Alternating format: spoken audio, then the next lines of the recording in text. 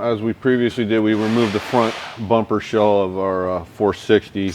Next thing we need to do is we need to take the grill inserts out. It's pretty simple. I've already done it, but we put it back together so we can demonstrate. So we got 5 points along the grill assembly line, both top and bottom. And what we're going to do is we're going to remove it from our bumper shell.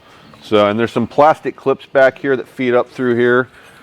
Just simple little tabs that you push through and take out. And then after you get that all done, both pieces of the grill simply come out. But we're going to set that to the side right now.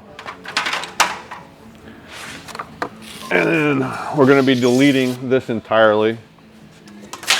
And what we're left with is our bumper shell. Now what we're going to do now is we're going to be fitting it up, and we're going to be cutting down to where our bumper currently is going to be replacing this bottom half section of the OEM bumper shell there.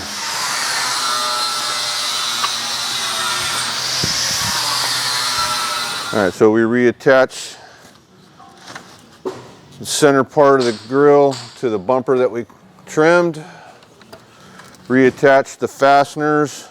Then you've got these white retainer clips that we saved and retained that we also put back in here, all across there.